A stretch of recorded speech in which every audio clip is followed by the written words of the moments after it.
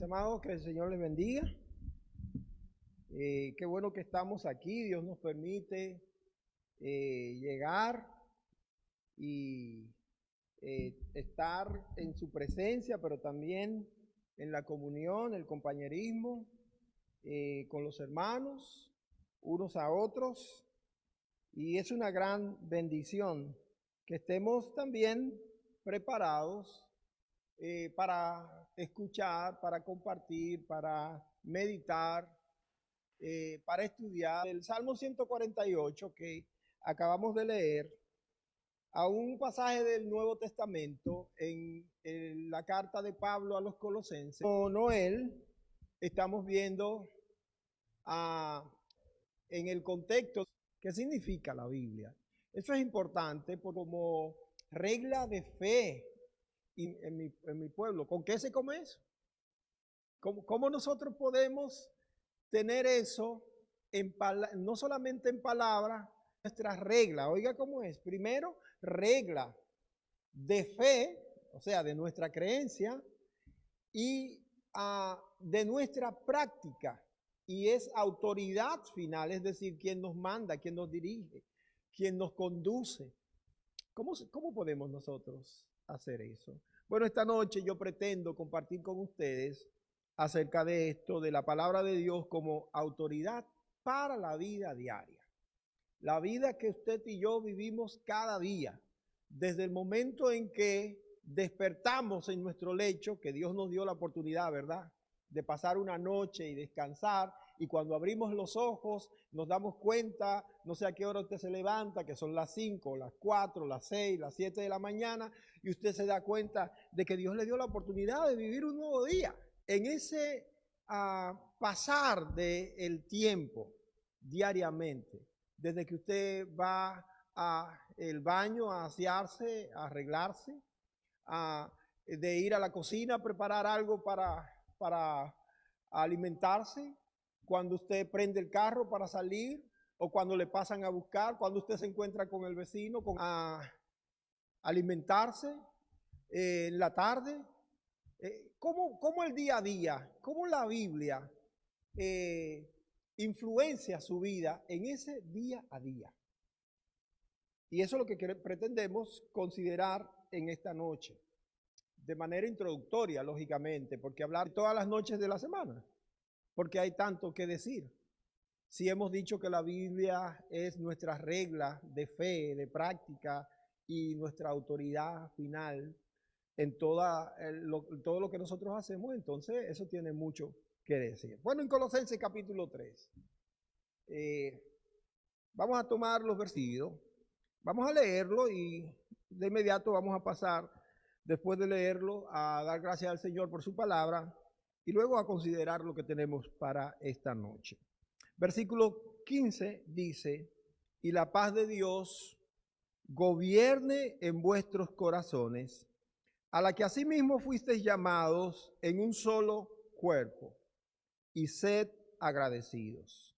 La palabra de Cristo mora en abundancia en vosotros, enseñándoles y exhortándoles en vuestros corazones con salmos e himnos y cánticos espirituales. Y todo lo que hacéis, sea de palabra o de hecho, hacedlo todo en el nombre del Señor Jesús, dando gracias a Dios Padre por medio de Él. Bueno, ese de Él ahí al final es por medio de Jesucristo, en quien toda oración, sea de acción de gracia, de súplica, de intercesión, de adoración, toda oración debe ser hecha en nombre de Jesús. Todo cuanto pidiereis al Padre en mi nombre, dijo el Señor Jesucristo, Él os hará. Bueno, vamos a orar en el nombre de Jesús. Padre, en el nombre de Cristo, agradecemos este tiempo, esta oportunidad, este privilegio que nos has brindado al llegar, aparte de tus hijos, a este lugar. Señor, tú eres bueno, tu misericordia se ha manifestado para con nosotros en este día. Y nosotros como seres pecadores, en alguna ocasión de palabra, pensamiento, actitud o conducta, hemos ofendido tu nombre. Ahora, Señor, pedimos perdón Y pedimos, Señor, que por la sangre de Cristo, que nos limpia de todo pecado, según tu palabra, la que creemos, palabra, sea útil para nosotros esta noche y que nos ayude a comprender de ti para nosotros. En el nombre de Cristo Jesús. Amén. Amén. Bueno, la semana pasada nosotros estuvimos aquí y nos gozamos con el primer estudio de este tema, obviamente, que nos presentó el pastor Noel, y nos estuvo hablando acerca de dos textos, uno del Antiguo Testamento y otro del Nuevo Testamento. Alguien estuvo aquí la semana pasada y recuerda uno de esos dos textos que el pastor utilizó para hablarnos. Nadie recuerda, yo lo puedo recordar porque lo tengo anotado aquí. ¿Ustedes no lo recuerdan? Bueno, Isaías capítulo 8, el pastor lo citó, y también nos habló el versículo, la ley y el testimonio, dice Isaías capítulo 8, versículo 20. Y también el texto del Nuevo Testamento, de 2 Timoteo, habla de que toda la escritura es inspirada por Dios. Bueno, primero antes el apóstol le dice a Timoteo, tú has sabido las sagradas escrituras desde la niñez, ¿verdad? Y después le dice, toda la escritura es inspirada por Dios, y hay 4 cosas que dice que son de utilidad para nosotros las escrituras. Es útil para enseñar, ¿para qué más? Para defender.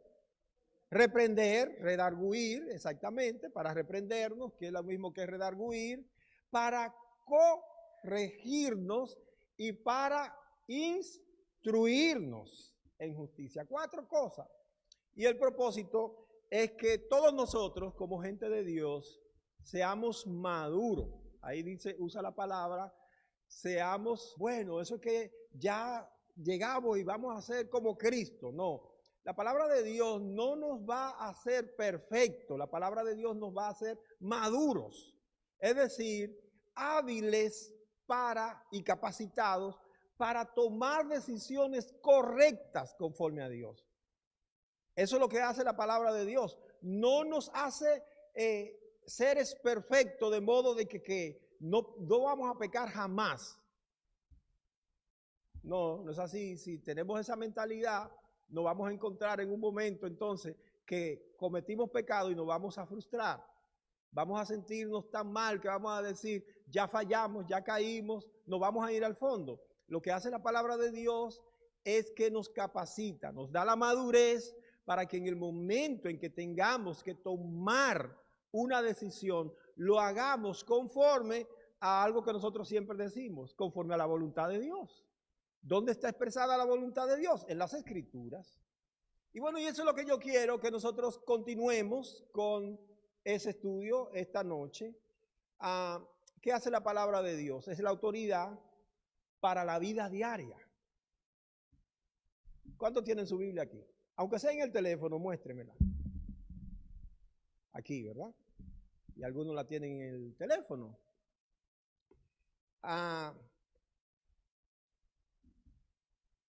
¿Qué tiene que ver eso que usted mostró con lo que usted hace día a día?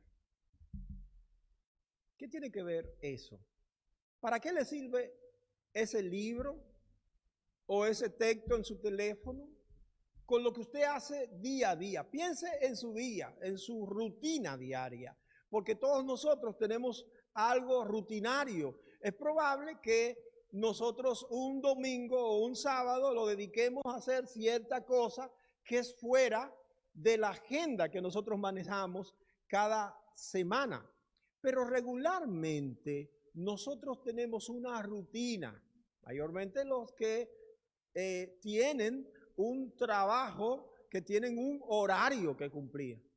Entran a una hora, salen a cierta otra hora, y de hecho tienen calculado hasta el tiempo que tienen que tomarse desde su casa hasta el lugar de trabajo, si es manejando, si es en un autobús, si es en el tren, porque hay una rutina, ¿sí o no? ¿Qué tiene que ver eso, la Biblia, con esa rutina que yo hago? Bueno, vamos a tratar de explicar en parte ¿Qué tiene que ver la Biblia y qué autoridad tiene con respecto a eso que nosotros hacemos diariamente? La Biblia es la palabra de Dios, nosotros lo sabemos y lo decimos. Y como palabra de Dios, y nosotros que entendemos que Dios es el soberano, porque nosotros entendemos los cristianos que Dios es soberano. Ahora, ¿qué es lo que hace un soberano? ¿Cuál es la profesión o el oficio de un soberano? Bueno, un soberano gobierna. Y cuando nosotros reconocemos que Dios es un soberano sobre nosotros, estamos diciendo que Él gobierna sobre nosotros. La pregunta que yo digo, por ejemplo, un presidente, el presidente de mi país, gobierna sobre mí ¿de acuerdo a qué cosa? De acuerdo a un documento legal que en mi país le llaman Constitución. Yo no sé en su país cómo le llaman. Pero en la Constitución está detallado todo el poder que tiene el presidente y las leyes que dependen de esa Constitución, que sirven para regir el mandato del presidente y de todos los servidores, incluso de mí, son las leyes adyacentes o dependientes de esa Constitución. O sea, el presidente gobierna, pero hay un marco que se llama marco legal que define el gobierno del presidente. Bueno, Dios gobierna sobre nuestra vida. ¿Qué es lo que define cómo Dios gobierna nuestra vida? Bueno, yo le quiero decir que es la Biblia. ¿Es la Biblia? ¿Por qué nosotros sabemos que Dios es soberano? Bueno, porque en la Biblia dice que Dios es soberano. ¿Y cómo la Biblia define esa soberanía de Dios? Bueno, comienza a definirla desde Génesis capítulo 1, versículo 1, cuando dice que Jehová hizo en el principio los cielos y la tierra, y viene a presentarnos que después que Dios hizo los cielos y la tierra, Dios comenzó a poner cierto orden con detalles en esa creación suya, ¿verdad? Entonces uno dice, bueno, pero Dios es el dueño de este cielo y de esta tierra, incluso de todo lo que hay en ella, porque Génesis detalla todo lo que hay. Y bueno, y luego, como si eso fuera poco, el Salmo 24 me dice, de Jehová es la tierra y su plenitud, el mundo y todo lo que en él habita, porque él la fundó y él la creó. Entonces me está ratificando que él es soberano sobre esa creación de la que yo soy parte, porque él lo hizo. Entonces su soberanía, su gobierno, no es una dependencia porque yo decido darle a Dios soberanía sobre mí, sino porque Él tiene derecho de sí mismo por haber creado lo que hay. Entonces Dios gobierna con una autoridad que es suprema y es una autoridad completa, total, porque todo depende de Él. Hebreo dice que Él la sustenta con la palabra de su poder. ¿Dónde yo encuentro eso entonces, hermano? En la Biblia. ¿Se dan cuenta? Que sin la Biblia yo no podría definir ni siquiera quién es Dios. Yo necesito de la Biblia para entender, para saber, inclusive lo que yo soy en medio de este vasto universo en el que está el planeta en que yo vivo, que se llama Tierra, pero que el planeta Tierra no es único en este universo. Nos damos cuenta que hay otros muchos planetas. Es más, el planeta Tierra pertenece a una galaxia que se llama la Vía Láctea, pero me doy cuenta que hay otras muchas galaxias, pero que Dios es tan especial que Dios colocó esta galaxia y en esta galaxia colocó un planeta y en este planeta colocó lo que es la corona de su creación, que es el ser humano, que es un ser único en todo este planeta, en toda la galaxia y en todo el universo. ¿Dónde yo encuentro eso? En la Biblia. En la Biblia, no en otro lado. Entonces, la Biblia es este marco que nos va a nosotros a hacer entender qué es lo que yo debo hacer. Comienza en el versículo 15 diciendo, la paz de Dios gobierne vuestros corazones. A propósito de lo que yo mencioné, que fue un tema que yo traje como un paréntesis, hablando del planeta, de la galaxia, del universo, hay una teoría que están vendiendo por ahí, ¿se acuerdan de que de los ovnis? Objetos voladores no identificados, y hay gente que está afirmando que en Marte hay vida, que hay otro planeta que hay vida. No se dejen embobar, yo no sé si es una mala palabra aquí, pero no se dejen engañar. Todo eso es mentira. Eso es parte también de sacarnos lo especial que ha sido Dios con su creación. Este planeta está en el punto justo en que ni una distancia más lejos del Sol. Usted ve este frío que hace ahora, ¿verdad? Y me dicen que va a hacer mucho más, ¿verdad? Conforme vaya pasando diciembre. Si este planeta estuviera 2 puntitos más lejos del Sol de lo que está, bueno, nosotros no pudiéramos sobrevivir de lo frío que estuviera. La vida no fuera viable. Pero usted ha vivido un verano aquí también. Y usted sabe lo sofocante que es un verano. Bueno, si estuviera 2 puntitos más cerca del Sol, fuera inviable la vida. Este planeta está en el punto exacto. Por eso lo que creen en la evolución, en la teoría de evolución, como Pablo le llama, la falsamente llamada ciencia, porque la ciencia correcta tiene que ser un testimonio de la existencia y de la suficiencia de Dios. La ciencia que trata de menospreciar y de menoscabar la creación de Dios es una ciencia que la Biblia dice que es una falsamente llamada ciencia, es decir, que no es ciencia nada. La ciencia verdadera lo que hace es confirmar la existencia de un Dios soberano que ha creado al ser humano en esta tierra, tal como dice Génesis, cuando dice, y Dios hizo allá después, en esa tierra que él había creado, un Edén, en el Edén, un huerto, y puso ¿a quién? Al hombre que había creado. En eso es lo que yo creo. ¿Por qué lo creo? Porque lo dice la Biblia.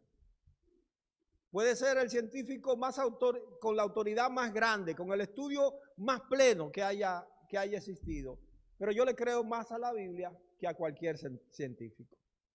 Yo no sé usted, pero la gente, lo que yo he visto, lo que conozco de la gente, del ser humano, incluyendo los pastores, es que se equivocan. La Biblia es verdad desde el principio hasta el fin. Nunca se ha equivocado la palabra de Dios. Entonces nosotros tenemos que hacerle caso y creer a la Biblia. Dice el apóstol Pedro, tenemos la palabra profética más segura, a la cual hacemos bien en hacerle caso. Esa es la palabra de Dios.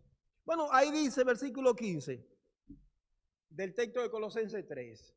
La paz de Dios gobierne vuestros corazones, a la que asimismo fuisteis llamados en un solo cuerpo, y sed agradecidos. Noten que la palabra comienza diciendo que gobierne la paz de Dios en nuestros corazones. Y es interesante porque la palabra corazón aquí que se utiliza, y quiero que pongan atención a este término, porque nosotros lo más común que conocemos como corazón es ese órgano motor que es el que bombea la sangre que corre por todo nuestro cuerpo. La función de ese corazón que tenemos dentro en nuestra anatomía, su función es de bombear la sangre. Ustedes saben que nuestro cuerpo tiene para su estudio varios sistemas y aparatos. Lo que estuvimos en primaria, nos acordamos en ciencia, creo que era anatomía, creo que nos daban acerca de los sistemas del cuerpo. El sistema respiratorio, que tiene varios órganos que son partes del sistema digestivo, que es el que más conocemos, porque es el que nos permite saber por qué comemos y por qué vamos al baño inclusive. Pero ese corazón es una especie de máquina bombeadora porque ese sistema circulatorio, que así se llama, que está formado por ese motor, pero también por las venas, por las arterias, por los vasos capilares. Todo eso es como si fuera la electricidad de nuestro cuerpo, ¿verdad? El sistema eléctrico de nuestro cuerpo, porque esa bombilla que usted ve allí prendida no está prendida en el aire. Hay un cable o un alambre que es el que lleva la corriente eléctrica, que siendo accionada por un interruptor cualquiera, prende eso. O el aire acondicionado, ¿verdad? Todo eso es parte de un sistema. Y el órgano que nosotros conocemos como corazón, nosotros pensamos, bueno, es vital porque si se para el corazón nos morimos. ¿Eso es verdad? Pero si sus pulmones dejan de funcionar, usted se muere también. Hay órganos que no son tan vitales, pero hay unos que son bien vitales. Ahora, cuando la Biblia se refiere a corazón, no se está refiriendo a ese órgano que es importante, pero que su función tiene que ver con un sistema de nuestro cuerpo. Cuando la Biblia se refiere a corazón, está refiriéndose al centro de nuestras emociones, de nuestros pensamientos, a los que nos lleva a nosotros a tomar y hacer decisiones. Si hay algo que nosotros podemos nosotros hoy decir, ¿qué es entonces el corazón? Podemos decir entonces que es el cerebro, el centro de la vida del ser humano. Usted sabe que el cerebro es tan importante que para caminar usted necesita de su cerebro. Yo creo que lo expliqué aquí hace un tiempo. Aun cuando usted está durmiendo o está acostado, que usted se despierta, aún para abrir los ojos, aunque usted esté despierto, aún para abrir los ojos, usted necesita que el cerebro envíe la orden a través del nervio óptico y de todo ese sistema vital y que le diga al ojo que se abra, que a las, ¿cómo se llama aquí adelante? Las pestañas, esas son las pestañas. Los párpados que se activen y que se abran. Si el cerebro no ordena, no hay nada. Por eso que nosotros vemos que hay gente que le declaran con muerte cerebral, pero su corazón está funcionando. Pero ¿por qué no pueden levantarse de la cama? ¿Por qué no pueden caminar? ¿Por qué no pueden incorporarse? Porque lo que es el centro de la vida está dañado, el cerebro. Aquí yo traigo esto a colación porque el texto dice que gobierne la paz de nuestro Señor o la paz de Dios, gobierne vuestros corazones. ¿Y qué es lo que está diciendo? Bueno, que sobre lo que nos gobierna a nosotros, que es nuestro cerebro, que pongamos el gobierno de Dios sobre él. ¿Están entendiendo eso? Sobre lo que nos gobierna a nosotros, lo que me dice a mí camina, lo que me dice a mí párate o come, lo que manda la señal de que cuando yo tengo hambre, que debo alimentarme, es el cerebro, no es el estómago. Es el cerebro es que me manda una señal al estómago y el estómago entonces grita y dice está vacío. Entonces sobre eso que me gobierna a mí, dice el Señor, que gobierne Dios. Miren lo que dice Jeremías capítulo 17, versículo 9. Entendiendo esto, nosotros vamos a entender algunas cosas que la Biblia dice.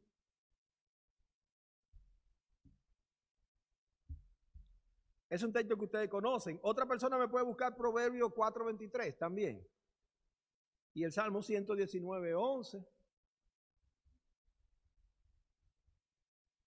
¿Qué dice? ¿Quién encontró Jeremías 17:9?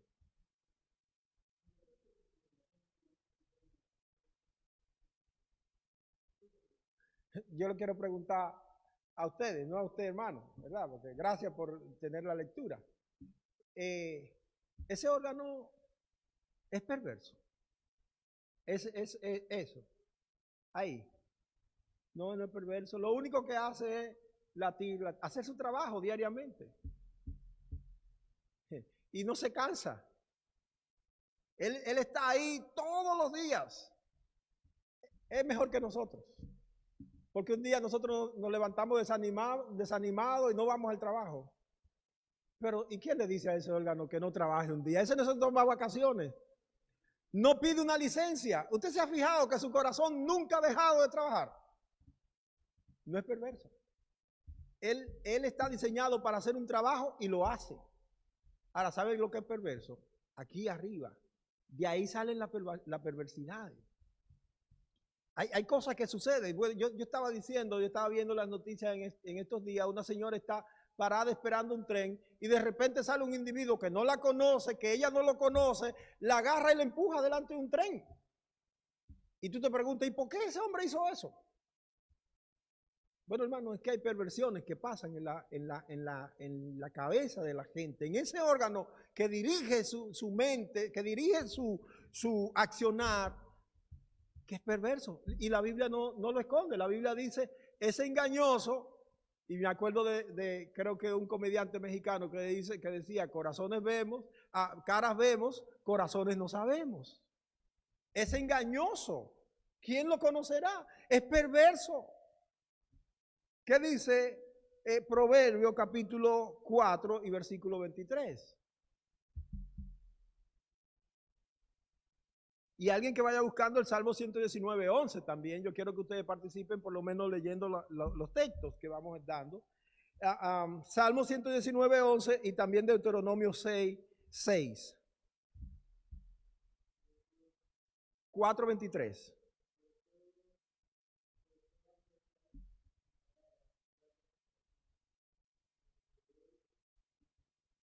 Qué interesante, ¿verdad?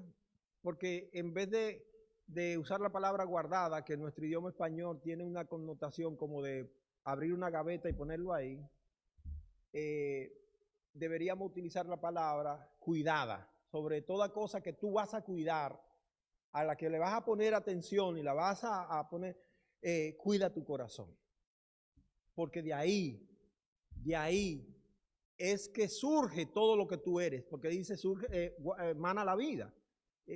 Mana es de emanación, ¿verdad? De donde surge. Cuando hay una emanación de un líquido que nosotros es porque está saliendo. Entonces, de nuestro corazón es que surge lo que nosotros somos. Entendiendo el corazón como el centro vital del ser humano, de donde surgen sus pensamientos, donde surgen sus acciones. Para mí el cerebro. Dice el Salmo 119:11, que es otro versículo bien conocido. ¿Alguien lo encontró? Si no, lo puedo citar. ¿Dónde dice? He guardado tus dichos. ¿Para qué? Para no pecar contra ti. Es interesante porque aquí están los dichos del Señor, ¿verdad? Y yo digo, yo traigo mi Biblia en la mochila. Digo, en mi mochila he guardado tus dichos, Señor, para no pecar contra ti. ¿Tiene algo que ver eso? O en la gaveta de la mesita de noche, Señor, tengo tus dichos para no pecar contra ti. Nada que ver. Es en el corazón. ¿Y cómo lo guardamos en el corazón? Bueno, leyéndola, estudiándola, amigándonos de ella, meditando en ella. Es ahí, llenando nuestro cerebro de la palabra de Dios. ¿Cuántos han estudiado alguna profesión en la universidad? ¿O en un instituto de formación técnico? ¿O han hecho algún tipo de estudio de escuela secundaria? Nadie ha estudiado aquí. Usted, Raquelita, bueno, se dio cuenta que para usted saber lo que aprendió, tuvo que darle mucho al cerebro. Hay que leer sobre lo que nosotros estudiamos. No solamente hay que leer, sino que hay que hacer ensayos, hay que escribir propuestas. Por eso la gente que se va a graduar tiene que hacer una tesis, porque tiene que demostrar escribiendo todos los años de estudio que estuvo, tiene que escribir un ensayo sobre lo que aprendió. Y luego entonces se le da el título y puede desempeñar esa profesión porque dice que ya sabe, que lo tiene en el cerebro. Ahora, cuando usted es ingeniero, por ejemplo, y le dan una obra que hacer, usted no puede decir que para todo ir al libro que usted, ay, yo me acuerdo de eso, que yo lo estudié en un libro, ¿en cuál fue? E ir a buscar, y que no, se supone que ya usted aprendió. ¿Dónde lo guardó? Aquí, en el corazón. Aquí, hermano. Aquí. En mi corazón he guardado tus dichos para no pecar contra ti. Finalmente, en este contexto, ya se pusieron contentos, ya tan rápido va a terminar. No, finalmente en este título, en Deuteronomio 6:6, Dios está dando una reordenanza, porque Deuteronomio es como la segunda ley. Dios le había hablado a través del Génesis, del Éxodo, Moisés había escrito eso, Levítico, Número, y ya cuando Moisés está a punto de morir, el Señor quiere recordarle al pueblo otra vez su palabra. Y me encanta lo que dice Deuteronomio 6:6, porque ahí él quiere hacer el énfasis en lo importante. Él dice en el 4, oye Israel, a Jehová tu Dios es único. Y el versículo 5 dice, y amarás al Señor tu Dios con todo tu corazón, con toda tu alma, con toda tu fuerza, con toda tu mente. Y el 6 dice, y estas palabras que yo te mando hoy estarán sobre tu corazón. No dice así la Biblia. La palabra que Dios manda para que el pueblo la pueda cumplir, tienen que estar en su cerebro. Y de ahí deben surgir día a día, en la vida diaria. La palabra de Dios gobernando en nosotros nos dirige al cumplimiento de nuestro llamado en la unidad del cuerpo de Cristo. Para ser parte de una iglesia y cumplir la voluntad de Dios como parte de la iglesia, tenemos que tener la palabra de Dios morando en nosotros. Bueno, usé la palabra morar, pero vamos a hablar de eso ahora, pero gobernando en nosotros. Gobernando. La palabra de Dios gobernando en nuestro corazón nos lleva a ser agradecidos, dice el versículo 15 al final, sean agradecidos. ¿Por qué? Porque a través de la palabra de Dios nos damos cuenta que todo lo que nosotros tenemos, todo lo que somos, finalmente se lo debemos a Dios. El que no conoce a Dios cree, yo me reía mucho porque yo pasaba en mi pueblo por una calle que había un colmado de un señor que se llamaba Colmado Mi Propio Esfuerzo. Y eso puede ser verdad humanamente. Y él se lo creía, el hombre. Y un hermano de él, que comenzó trabajando con él en su colmado, salió y puso otro colmado. La palabra colmado, ustedes me entienden lo que es. Es un almacén que vende provisiones, alimentos. Allá le decimos colmado. Aquí, no sé, ustedes le dicen bodega o algo así. Bueno, entonces su hermano, que había trabajado con él, puso otro de esos almacenes de provisión y le puso Colmado Mi Pequeño Esfuerzo. Entonces yo me reía porque ellos pensaban realmente que esos negocios eran producto de sus esfuerzos y los seres humanos pensamos eso. Pero de repente quebró uno de los negocios y también quebró el otro. ¿Y qué pasó con el esfuerzo? Realmente las cosas no dependen de nosotros. Yo creo que Dios nos utiliza a nosotros como canales para hacer cosas. Pero lo primero que nosotros tenemos que hacer en eso es darle el reconocimiento que Dios se merece en todo lo que nosotros hacemos. Porque realmente quien gobierna, quien dirige, es Dios. Y por más capacidades que nosotros tengamos, yo siempre pienso que hay personas que tienen mayor capacidad que yo. No se rían con lo que voy a decir, pero porque es difícil también. Pero hay gente que es mucho más buen mozo, más inteligente que yo, ¿verdad? Y no obtienen las cosas que yo he obtenido. Y entonces realmente depende de mí. No depende de mí. Depende de Dios. Ahora, ¿cómo yo me doy cuenta de eso? Bueno, a través de la palabra de Dios. Los que no tienen la palabra de Dios, los que no conocen la palabra de Dios, piensan que ellos logran cosas por sus propios méritos. Pero los que tenemos la palabra de Dios sabemos que quien gobierna en este mundo y en este universo, quien mueve las cosas, es Dios. Sencillamente. Bueno, versículo 16 dice, la palabra de Cristo more en abundancia en vosotros. La palabra more viene del verbo morar, ¿verdad? Que significa vivir, habitar, residir. Recuerdan que a Jesús, cuando comenzó su ministerio, y eso lo vamos a ver uno de estos domingos aquí, dos de los discípulos que estaban con Juan presenta a Jesús y ellos deciden seguir a Jesús. Y la primera pregunta que le dicen, cuando Jesús le dice a ellos que qué buscan, ellos le dicen, Jesús, maestro, ¿dónde moras? Es decir, ¿dónde vives? ¿Dónde resides? ¿Dónde habitas? Aquí dice que la palabra de Dios more, es decir, resida, viva.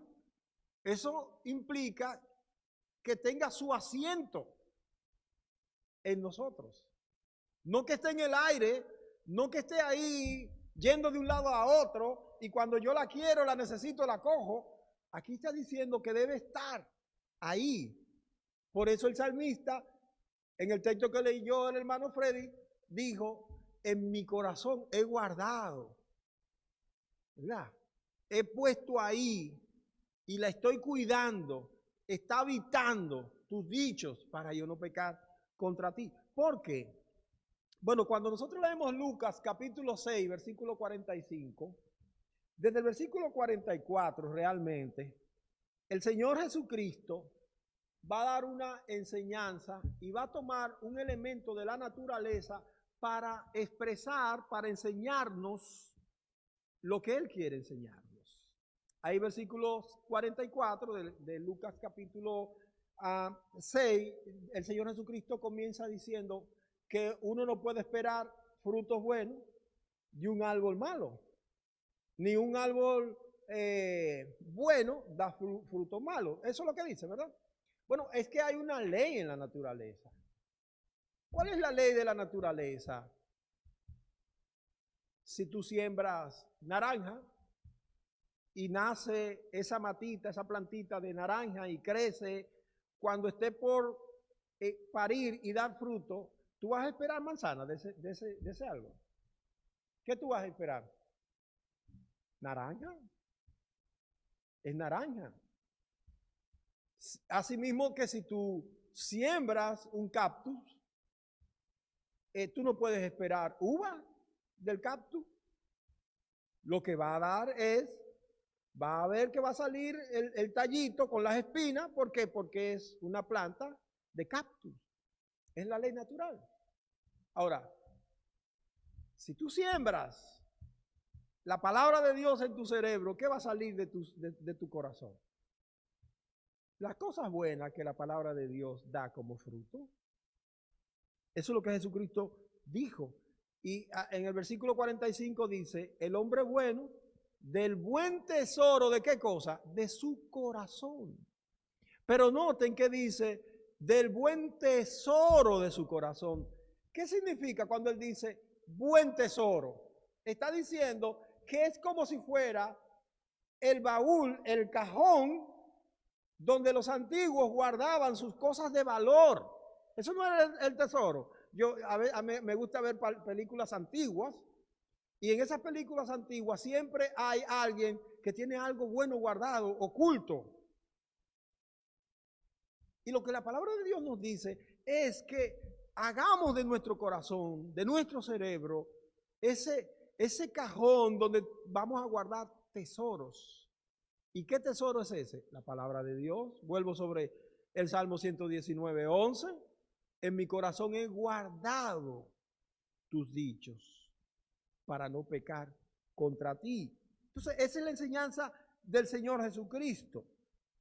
Si la palabra de Cristo está morando en abundancia, es lo que enseña aquí el apóstol en versículo 16, en nuestra mente y en nuestro corazón, entonces tendremos como resultado una vida diaria llena de asuntos que son buenos conforme a la palabra de Dios.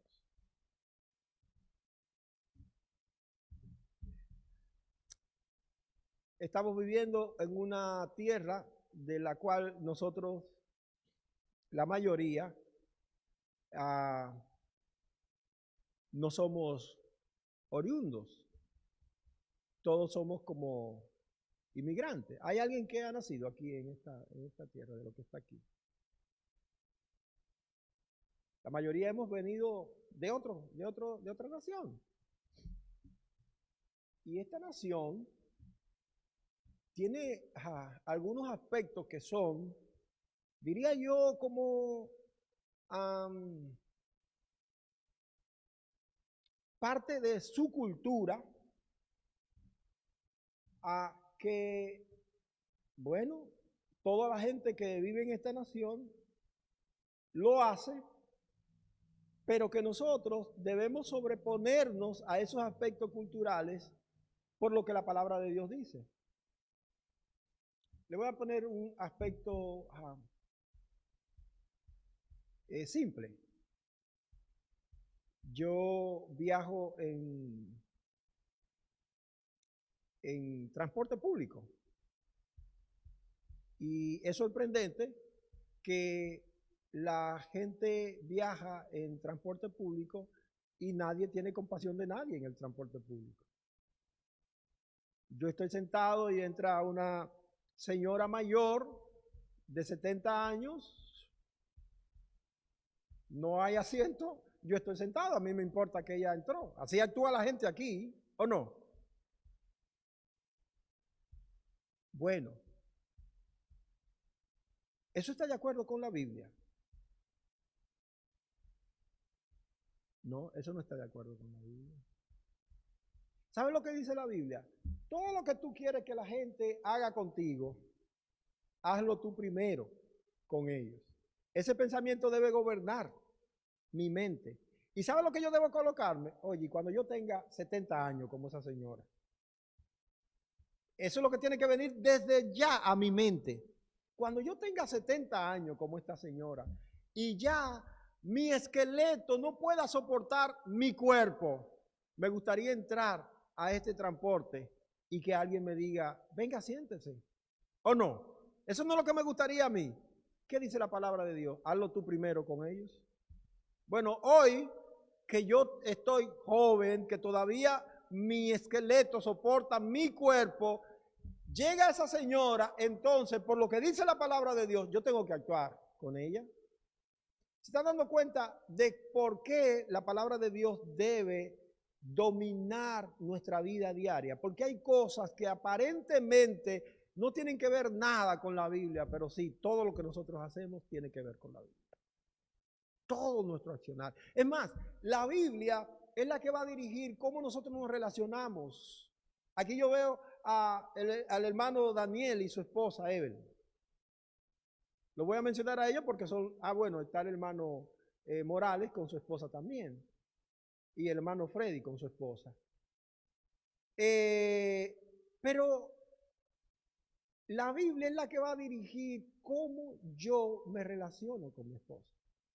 Desde esa relación que es vital, la Biblia es la que tiene que dirigir eso. Si yo soy cristiano, yo no me puedo relacionar con mi esposa como yo quiero, o como me enseñaron mis padres, o como yo aprendí, como es parte de mi cultura. como hacen en mi tierra. No, yo me tengo que relacionar con mi esposa como la Biblia dice que yo me tengo que relacionar con ella. Partiendo de ahí, entonces, la Biblia va a dirigir todo lo que yo soy.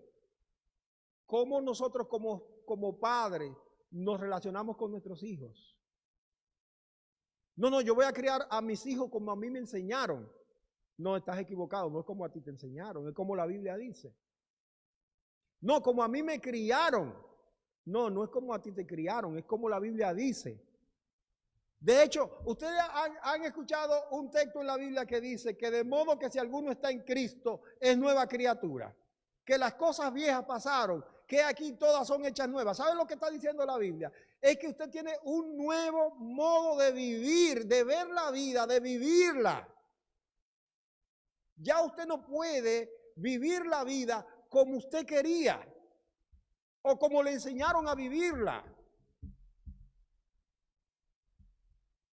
Yo quería ser contador, esa era mi profesión. Cuando yo era estudiante de secundaria, yo quería ir a la universidad para estudiar, ser contable. ¿Y saben cuál era mi propósito al ser contable? Ser rico, tener dinero, porque yo nací y crecí en una pobreza extrema. Y para mí, la vida provechosa era la vida de mucho dinero. Y un medio para mí, en mi mente, de yo llegar a tener dinero, era ser contador. Y de hecho, yo hasta hoy tengo unas facultades especiales para la contabilidad. La tengo. Pero una vez que el Señor Jesucristo vino y trastornó mi vida, porque fue que la trastornó, la mía, y puso la de Él en mi lugar, se fue eso. Porque comprendí que eso no era la voluntad de Dios. Porque es que la Biblia es la que te va a mostrar cómo debe ser tu vida. Finalmente, hermano, váyase acercando, pastor, porque si usted no se acerca, yo voy a seguir aquí hasta las 11. Dice la Biblia en ese versículo 16 que la palabra de Cristo more en abundancia. Y cuando la palabra de Cristo mora en abundancia en nuestra vida, entonces nuestras palabras, comienza con nuestras palabras, ¿verdad? Dice, van a enseñar. Cada vez que nosotros hablemos, si estamos llenos de la palabra de Dios, vamos a enseñar. Cada vez que platiquemos, vamos a estar exhortando. Eso es lo que está diciendo la Biblia. Vas a enseñar, vas a exhortar, vas a cantar, es decir, cada vez que hables, que abras la boca, vas a estar alabando a Dios con salmos, con himnos, con cánticos espirituales. Y me gusta el versículo 17, que es parte de este contexto. Y todo lo que vamos a hacer, de palabra o de hecho, va a ser siempre hecho en el nombre del Señor. Ese es el impacto que tiene la palabra de Dios cuando nosotros la hacemos la autoridad de nuestra vida. En nuestro diario vivir es una vida de agradable a Dios, es una vida agradable a Dios, es una vida que vive para hacer sentir bien a Dios. Pero para hacer eso, hermanos, tenemos que llenar de la palabra de Dios nuestro cerebro, el centro vital de nuestra vida, para que mane, para que fluya, para que en nuestro vivir diario la gente entienda que somos dominados por la palabra de Dios. Pastor, muchas gracias, mis hermanos, que el Señor les bendiga mucho.